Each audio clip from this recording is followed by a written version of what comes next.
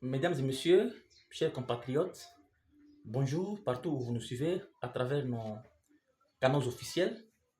Je m'appelle Machanga Lugunda Cédric, spécialiste en communication politique de l'Université de Calémie. Parlons aujourd'hui de l'opinion publique. L'opinion publique, bien évidemment, il existe plusieurs définitions qui définissent l'opinion publique. Mais d'une manière brève, retenez que l'opinion publique, c'est un point de vue qui existe entre la connaissance et l'ignorance. Mais à ce qui concerne les types, soit les sortes de l'opinion publique, il y a deux sortes de l'opinion publique. La première sorte, il s'agit d'une opinion publique individuelle. Quand est-ce qu'on parle d'une opinion publique individuelle?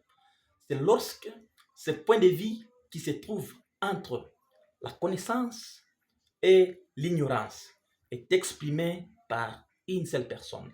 Là, il s'agit d'une opinion publique individuelle. Quand est-ce qu'on parle aussi d'une opinion publique collective, qui est la deuxième sorte de l'opinion publique?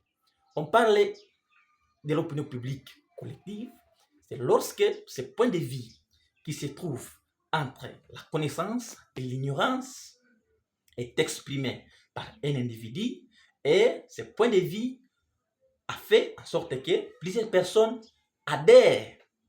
Là, on parle d'une opinion publique collective. Si une opinion publique est collective et que plusieurs personnes n'ont pas adhéré à ce point de vue, l'opinion publique n'est pas collective, mais plutôt elle est individuelle. Mais il existe également une remarque sur l'opinion publique. Lorsqu'un groupe d'individus décide de faire quelque chose au nom du groupe et que vous, qui faites partie de ce groupe, vous n'avez pas voulu faire ce que le groupe veut, mais vous le faites pour ne pas être traité d'un opposant. Là, on parle de la spirale du silence. Il y a aussi des conditions pour devenir un leader d'opinion.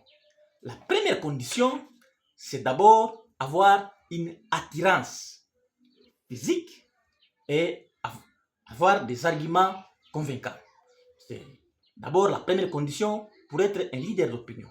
La deuxième condition, il faudrait aussi être populaire et avoir aussi la visibilité.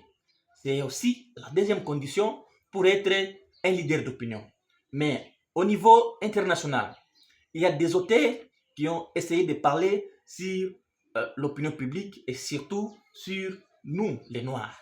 Il y a par exemple l'auteur est jeune, qui n'a jamais été en Afrique, qui vous dit les Noirs sont ahistoriques, c'est-à-dire les Noirs n'ont pas d'histoire.